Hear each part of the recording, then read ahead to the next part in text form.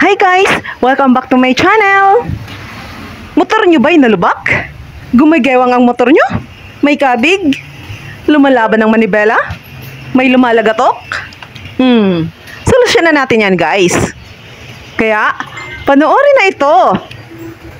Pero bago yan, gusto kong ipaalam sa inyo na dito sa mga videos na ini-upload ko, dagdag kalaman na makakatipid ka pa. Bakit? Dahil di mo na kailangan magpagawa sa iba. Dahil ikaw mismo ay kaya mo na. So ito na nga guys.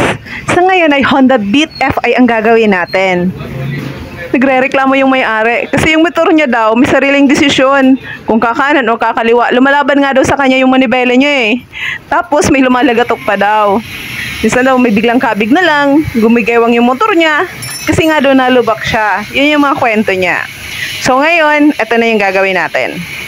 Bubuksan lang muna natin yung motor niya guys. Tatanggalin yung gulong, tatanggalin yung mga nakakabit, yung caliper. Kung mapapansin nyo guys, pag Honda Beat, yung caliper niya, di ba kadalasan nasa kanan yan? Pag sa Beat, nasa kaliwa siya. So ang preno niya nasa kaliwa. Yung rotor disc at saka yung caliper ay nasa kaliwa. Yun yung ibig kong sabihin. Bubuksan natin yung cover niya kasi kailangan tanggalin natin yung T-post po. So ayan. Ganyan yung dapat gawin guys. So tornilyo lang muna. Tapos yung gulong nga, mamaya tatanggalin na, hugutin natin yan. Kasi kailangan ayusin yung T-post. Yung ball race kasi, yun yung kadalasan nagkakaproblema pagka nalubak guys. Kasi pagka minsan, pwedeng yung mismong housing yung lalagyan ng mga bolitas ay magkakaroon ng tuldok o yung parang may kalob na yung mga kalob, yung mga tama ng mga bolitas, pwedeng nagmamarka yun. Yun yung dahilan kung bakit nagkakaproblema pagka ginagamit yung manibela natin pagka ikinakanan o ikinakaliwa, ganun. Ganun yung problema kadalasan po. Okay, sa puntong ito ay mamadali natin yung pagbukas guys, no? So, malamang naman kayang-kaya niya nang buksan yung mga motor nyo. Ayan, mga tornilyo lang yan. Tapos, yung mga nakaharang. So, kagaya na niyang kay Bossing na mayroong mini driving light siya. So, pati po yan medyo gagalawin natin, no? So, ngayon ay gagalawin na po natin pati yung mga kable. So, ayan. Yung sa may speedometer cable. Yung sa may mga caliper. Ayan na po yung susunod natin. Para mamaya nga naman, pag hinugot ni mekaniko yung T-post, eh di maluwag na, eh wala nang harang. Yun yung ibig ko sabihin. Sorry naman. So ayan, malapit na siyang matanggal guys. Counting tiis na lang, counting paghihintay na lang. Makakamit na natin ang ating tagumpay. Joke lang guys. O ayan na, malapit na. O yan, o diba? So yan guys, bago tayo magpatuloy, alam ko may mga nagtatanong sa inyo, ma'am, alin po ba yung mas maganda? Yung ball race? Or yung dibolitas? Or yung isang klase? Yung knuckle bearing, stick bearing? Minsan ganun yung mga tawag eh. So dalawang klase po yan. So ano pagkakaiba?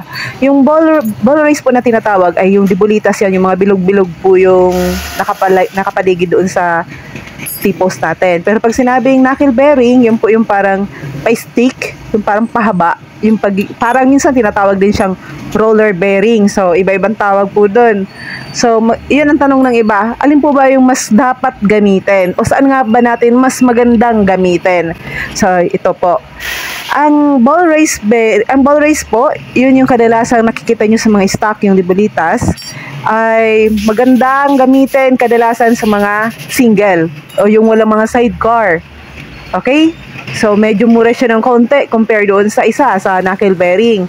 Yung knuckle bearing naman po, ay kadalasan ginagamit yan doon sa mga heavy duty, yung mga heavy load na agaya ng mga tricycle, medyo kinakabitan ng sidecar, kaya kinakarga ng mabigat.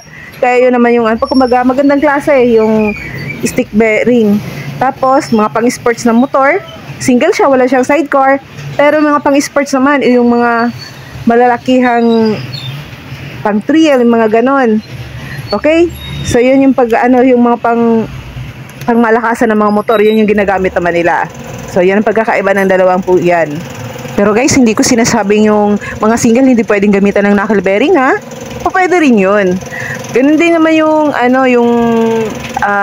mga pang heavy duty, pwede rin gamitan ng ball race. Yun nga lang, mas mabilis yung buhay ng ball race compared dun sa knuckle bearing. So, pero kung hindi kaya ng budget, mas mura yung ball race. So, nasa inyo po yun kung alin mas gagamitin nyo. Depende sa kung ano din ang purpose nyo. Ang purpose ng motor nyo na pagkakabitan. Or magkano yung budget po. Ganun yun. Okay? So, balik na tayo dyan sa ginagawa ni mekaniko. So, kung nakita nyo kanina pagkatanggal ng ulo, tinanggal niya din yung sa ibabaw na yung pangsarado niya na ball race, yung bearing sa ibabaw. Tapos yan, durog yung mga bulitas. Sa ngayon ay pinumpukpok na yung mekaniko yung lumang bearing natin para matanggal po yan. So, gumamit siya ng mahabang bakal para doon maabot yung bearing sa baba. Yan, pinupukpok niya para lumusot. O yan, natanggal. Tapos yung sa may parte naman sa baba, sa taas, pupukpukin niya naman ang pataas. So, ang sundot nasa ilalim. Ganon. So, ayan, natanggal naman agad. So, okay na siya. Yung ano naman ang tatanggalin natin, yung sa may lower bearing. Ayan. Alam naman natin guys na ang ball race ay dalawang klase, di ba? May pang upper at saka may pang lower. So, ayan, tatanggalin niya din muna. So, tatanggalin muna, may parang goma siya, parang rubber band yan. Ayan, yan yung tinatanggal niya, binababa niya lang. And then, minsan parang oil seal lang siya, kung anong tawag ninyo dyan. And then yan, natin pinupukpok niya na yung bearing natin para matanggal na yung pang ilalim yan. Ayan, so, ang pukpok hindi dapat sa isang side lang kasi hindi yan matatanggal lang ganun. Dapat paikot ang pukpok. Ayan. So, natanggal na. So, ayan. Ayan guys, yung pamalit natin. Ayan, yan yung bumubuo sa isang set. Ayan, lower at pang ano. Ganyan yung ginamit natin guys. So, ayan na. Pinupukpok niya na yan. Inilalagay niya na yung sa pang ibabaw. Okay? So, ganyan lang yan guys. Pero, ang sikreto naman ng ball race, di ba? Alam niyo naman yun. Grasa. Kasama yan sa pag-maintenance ng motor, no? Yung sa pag-check ng mga bearing sa unahan, sa may manibela. So, yan yan. Yun yung pinakasikreto. Tandaan ho natin, maraming grasa. So, yung ball race, may kasama yan ng mga grasa. Pero, huwag kayong didepende lang doon, guys. Mas marami yung gagamitin. Hindi magiging sapat yung nakalagay sa nakaset niya. Ayan. Chine-check niya yung yung sa loob, yung pang baba naman yung ipinapasok niya. Kailangan baon siya. Ayan guys. Ayan, gumagamit muna siya ng isang bearing, yung tinanggal na bearing para makabaon niya yung una. Ayan siya. Okay?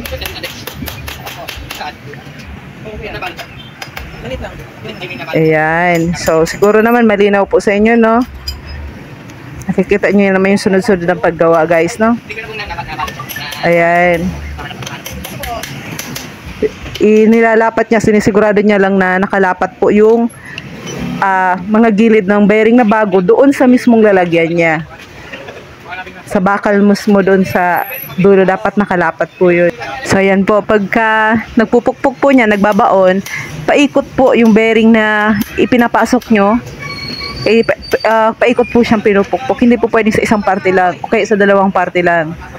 Okay, so ayan naman yung sa lower bearing. Ayan. Pina-flat niya lang po doon sa ilalim, sa T-post. Tapos yan guys, grasa. Dinadamihan niya ng grasa, taas, baba, ganon. So ayan. Diba? Daming grasa. Okay. Tapos, inilagay lang yung bulitas, tapos lagay ulit. Kanina sa housing yun eh. Housing ng bulitas yun. Ayan. Tapos, maraming grasa ulit. Okay? So, ganyan yan guys. Sinisiguro niya talagang maraming grasa, oh. Ayan. So, ganda, oh. Tapos pati po yung sa ilalim. Puros grasa talaga. Mas maraming grasa, mas maganda. Ayan. Paikot. Ayan.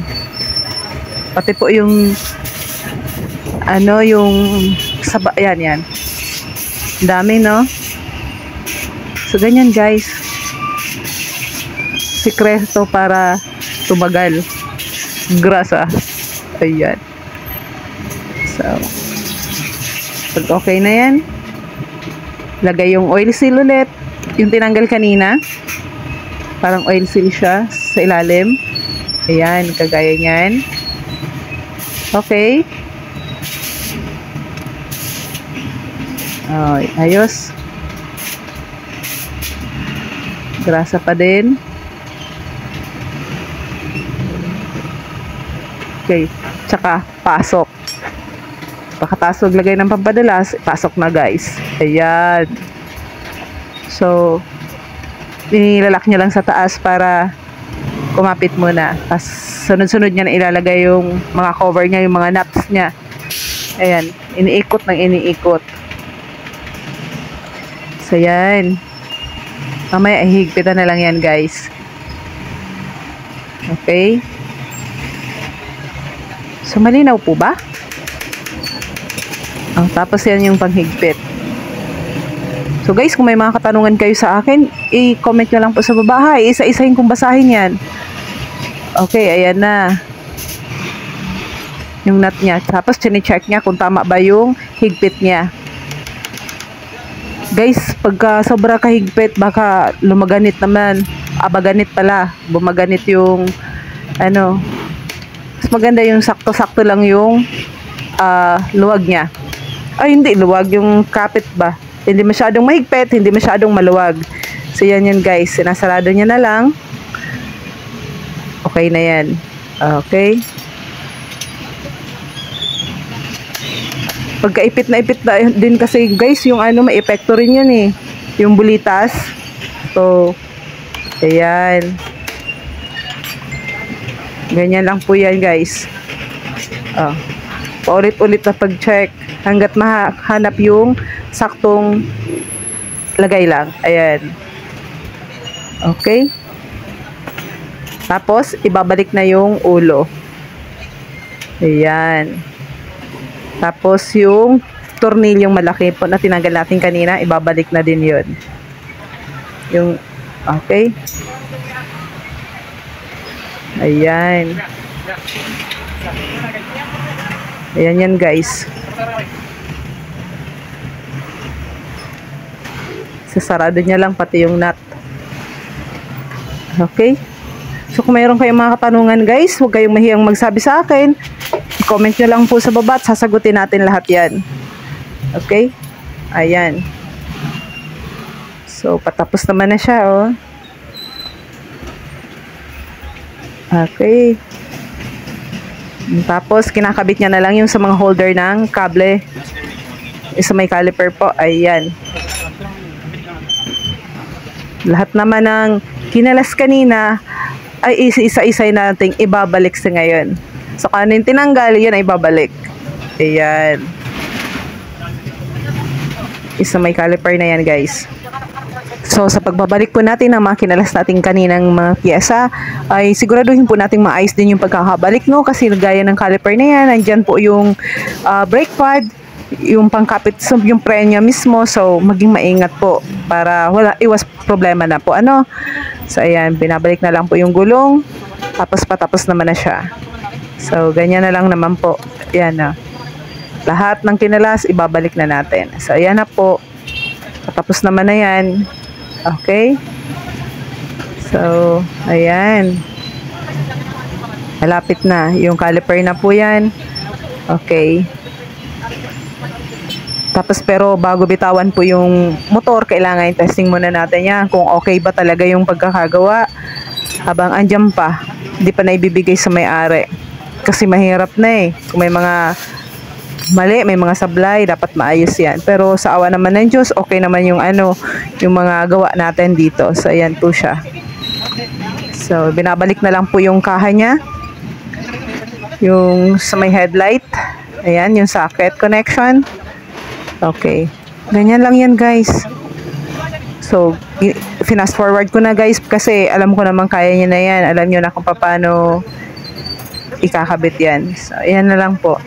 Medyo matatagal-tagalan lang po ng konti dyan yung sa pagkakabit nung mini driving light. Kasi yung mini driving light, ginawa lang po ni Kuyang may-ari. So sabi niya, yung bracket niya parang improvise lang. So kaya medyo aayusin ni mekaniko po yan. So, tatalakayin naman natin yung mini driving light sa mga susunod nating videos. Pero sa ngayon, tinoon muna natin yung pansin natin doon sa ball race kasi yun yung topic natin. Marami pa tayong i-upload na mga mas kapaki-pakinabang para po sa inyo at sa ating lahat ng mga motorista. Ayan yan guys. So, sana ay nagiging masaya din kayo sa mga ganitong usapan natin, sa mga ganitong talakayan natin. Ayun. So, ayan. Tornilyo na lang yan guys. Madali na lang po yan. Okay. So, ayan. May singit ko nga lang pala guys, no? Sana yung mga tornilyo na kinalas natin sa gaya ng kanina, kinalas natin, sana ay maibalik natin lahat. Kasi may pagkamisa na pumupunta dito mga customer. Tapos nakakaawa kasi yung iba nilang tornilyo, wala. So sabi nila, pinagawa ko lang doon. Tapos bakit nagkakulang ng ganyan?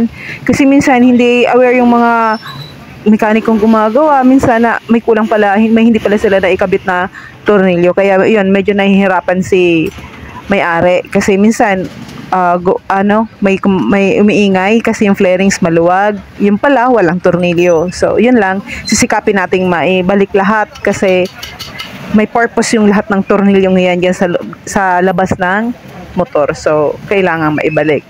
So yun lang, kailangan aware tayo sa mga nangyayari, sa mga ginagawa sa motor natin kasi pag minsan may mga may-ari po na hindi tinicheck, hindi tinitingnan. So, parang ipinagkatiwala na sa mekaniko sana. Kaya nga lang, yung mekaniko pagka minsan, di maayos din, hindi pulido gumawa. So, pas kinasa na tornilyo, nagkakaroon pa ng problema. So, ayun lang, medyo paalala lang po sa mga may-ari dyan na sana ay i-check nyo pong mabuti. Para din po yung sa inyo. Para hindi rin kayo bili ng mga gamit, mga piyesa na hindi naman talaga problema dapat ninyo. Okay? Kumbaga sa kapabayaan lang po ng mekanikong gumawa niyan sa inyo. So, yun lang po. Okay, so yan na. Patapos na tayo guys. Maraming salamat sa pag-suporta nyo sa akin. So yan na nga po yung video natin sa ngayon guys. Sana ay nakatulong sa inyong video ito. Paki-like naman po at paki-comment para mapansin naman ni YouTube. And don't forget to subscribe and click the notification bell para updated lagi kayo sa mga bago nating videos. May magtatanong, bakit nga ba bigla na lang naglalak yung preno? Delikado, baka madisgrasya. Ano nga ba ang dapat gawin? So, panoorin nyo ang sunod na video. Laging tatandaan na sa bawat pag-alis natin sa ating tahanan ay mayroong pamilya nagmamahal sa atin na naghihintay ng ating pagbabalik. Ingat at maraming salamat. Hanggang sa muli!